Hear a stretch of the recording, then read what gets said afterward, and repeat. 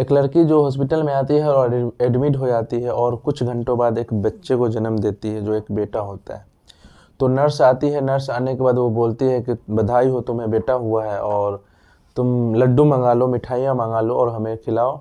और कई जगह होता है हॉस्पिटल में जब बच्चे होते हैं तो उसे मिठाइयाँ दिया जाता है और पैसे भी दिया जाता है नर्स को। वो जो उसका शगुन के तौर पे लेते हैं, वो लोग मांगते हैं, अधिकार से मांगते हैं, हक से मांगते हैं। लेकिन जैसे बोल रही थी और बोलते हैं कि पति को बुला लो, तो वो उसके पति एक्चुअली वहाँ पे नहीं थे। और जब डॉक्टर साहब पूछते हैं कि तुम्हारे पति कहाँ हैं, तो वो बोलते हैं वो काम से बाहर गए हुए हैं और रिश्तेदार लोग आ रहे हैं रास्ते में। लेकिन कुछ ही घंटों बाद वो बच्चे को जन्म दे देती है।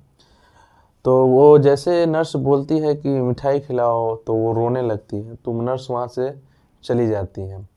उसके बाद जाने के बाद कल होकर छुट्टी हो जाता है उस महिला का और वो अपने बेटे को लेकर और पिता के साथ वो घर जाती है। और घर जाने के बाद उसके साथ जो होता है वो सच में क्रूरता है और कहीं ना कहीं लड़की का भी गलती है। सो हेलो दोस्तों, स्वागत है अपने चैनल में। मैं हूं हसीब। आज का जो वाक़या है वो है बिहार के शेखपुरा से। शेखपुरा में एक सरकारी अस्पताल में एक लड़की जाती है और वो प्रेग्नेंट होती है और वो कुछ घंटों बाद एक बच्चे को जन्म देती है। जन्म देने के बाद वो जब कल होकर जब छुट्टी होता है और उसका वो घर पे आती है, आने के बाद वो लड़की तो घर में थी और जो अनीता कुमारी नाम की जो लड़की थी वो घर में चली जाती है और जाकर रोने लगती है। लेकिन वहीं चरण सिंह जो उनके पिता थे वो उस बच्चे को लेकर और गांव से बाहर की ओर निकल रहे थे। तो कुछ लोग गांव के मिल गए कि तुम इस बच्चे को लेकर कहाँ जा रहे हो और ये बच्चा है कौन। तो वो जल्दी में रहते हैं और बोलते हैं कि दरअसल ये बच्चा बहुत बीमार है, मैं उसे डॉक्टर के पास ले जा रहा हूँ।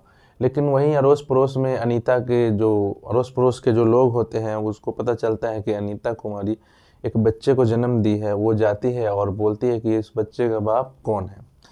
तभी और हैरान और रोने लगती है और बोलती, क्योंकि अनीता कुमारी जो थी वो शादीशुदा नहीं थी, एक कुंवारी लड़की थी। जब भी वो लड़की अपनी आप बीती बताती है और बोलती है कि दरअसल उस बच्चे का जो पिता है वो मेरे ही पिता है। तो ये सुनकर सब लोग एकदम हैरान और परेशान हो जाती हैं, जितनी महिलाएं होती हैं। और जाकर वो अपने घर वालों को और अपने अड़ोस पड़ोस के जो होते हैं, जो उस प्रकार के जो मानने वाले व्यक्ति होते हैं, माने जाने, उस व्यक्ति को बताया जाता है। फिर जब चरण सिंह जो होते हैं वो रिटर्न आ रहे होते हैं, जब उसका इंतज़ार किया जाता है, वो 2 4 6 घंटे बाद रिटर्न आ रहे होते हैं, तो उसके हाथ में वो बच्चा नहीं होता है। बच्चा नहीं होता है और उसकी लोग गांव के लोगों बांध कर पिटाई शुरू कर देते हैं और उसको एक पेड़ में बांध देते हैं। और उसी दौरान उसके जो जिम्मेदार होते हैं उस गांव के व्यक्ति, वो व्यक्ति पुलिस को कॉल करते हैं। पुलिस को कॉल करके बोलते हैं कि आप इसे यहाँ से अरेस्ट करके गिरफ्तार करके ले जाइए। लेकिन उसकी जो बेटी होती है उस बेटी से भी सवाल किया जाता है कि तुम्हारे साथ ये जो अन्याय हुआ, ये जो पाप हुआ है, तो तुम कैसे बोल सकती हो कि ये तुम्हारे पिता ने ही किया है।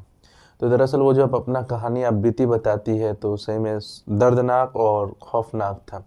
वो बताती है कि दरअसल मेरी माँ 5 से 6 साल पहले मृत्यु हो गई थी, जब उसकी उम्र 16 से 17 साल की थी, वो अनीता कुमारी की। तब उसके जो पिता हैं वो घर में अकेली बहन थी और अकेली ही लड़की थी। जब उसके पिता हैं वो उसके साथ एक दिन ज़बरदस्ती करते हैं और रेप जैसे घिनौना काम को अंजाम देते हैं। तभी उसी दौरान क्या होता है कि और बोलते हैं, डराते भी है, धमकाते हैं और बोलते हैं कि तुम अब मेरी बेटी की तरह नहीं, मेरी पत्नी की तरह और पत्नी का सुख दो और तुम रहो, बिंदास रहो, कोई टेंशन नहीं है। और इसी सिलसिले में लगातार कई बार हुआ है। लेकिन ये कुछ 8 9 महीना पहले मैं प्रेग्नेंट हो जाती हूँ। लेकिन 6 महीना 7 महीना जब गुजरता है तो मैं पिता से बताती हूँ कि मैं प्रेग्नेंट हूँ। और ये बात मैं किसी को नहीं बोलती थी, किसी को भी बता, क्योंकि मुझे भी आदत हो गया था और मुझे भी मैं भी कभी भी रिग्रेट नहीं किया, चाहे कभी भी वो विरोध नहीं किया पिता का, और मैं भी पिता के साथ करती थी। जब ये बात सुनते हैं तो पुलिस भी हैरान हो जाते हैं और गांव वाले भी परेशान हो जाते हैं। कोई बेटी अपने ही पिता के साथ ऐसा कैसे कर सकते हैं, और कोई पिता ही जो एक रक्षक होता है वो भक्षक कैसे बन सकता है। और इसी कारण से इसी दरमियान में हो जाता है, होने के बाद वो मैं प्रेग्नेंट हो जाती हूँ और इस बच्चे को जन्म दी हूँ। फिर चरण सिंह जो होते हैं, चरण सिंह, उनसे पूछा जाता है कि तुम उस बच्चे को क्या किए। तो वो बोलता है कि दरअसल उस बच्चे का जब से जन्म हुआ है मैं यही सोच रहा था कि इस बच्चे को जब बड़ा होगा तो इसको नाम क्या देंगे, और इसीलिए मैं इसे कुछ पैसों में बेच आया हूँ। फिर पुलिस जो होते हैं वो बच्चे को भी रिकवर करते हैं और उसको दोनों को ले जाते हैं अदालत। और जब जज साहब के सामने जाते हैं तो जज साहब बोलते हैं कि दरअसल तुम पिता थे और तुम्हारा काम था कि तुम अपनी बच्ची को सुरक्षा देना, सुरक्षा मुहैया करना एक पिता का धार्मिक और जिम्मेदारी होते हैं और व्यक्तिगत भी जिम्मेदारी होता है। लेकिन तुमने ऐसा कुछ किया नहीं और तुमने अपने ही बच्ची के साथ जो अन्याय किया है इसका तुमने कड़ी से कड़ी सजा दी। लेकिन वो जो पिता होता है वो मुकर जाता है और बोलता है कि दरअसल हाँ मैंने किया है, लेकिन कभी उसने विरोध भी नहीं किया और वो उसने भी कभी किया है मेरे साथ, उसकी मर्जी से भी हुआ है कई बार। लेकिन मुझे ऐसा डाउट है कि वो बच्चा मेरा नहीं है, वो किसी और के, मेरी बेटी का जो है किसी और के भी साथ संबंध हो सकता है, किसी और का हो। तो इसके लिए वो डीएनए कराया जाता है। डीएनए में वो पता चलता है कि वो दरअसल उसके पिता का ही वो बच्चा है। और उसके बच्चे को जो है वो कहीं जो सोसाइटी होता है वहाँ दे दिया गया है और उस महिला को भी अलग रखा गया है, समाज से दूर रखा गया है, क्योंकि उसे सुधार केंद्र में रखा गया और उसे सुधारा जाएगा। और उसके बाद जो व्यक्ति होता है उस व्यक्ति को कहीं ना कहीं कड़ी से कड़ी सजा देकर उसे जेल भेज दिया गया है।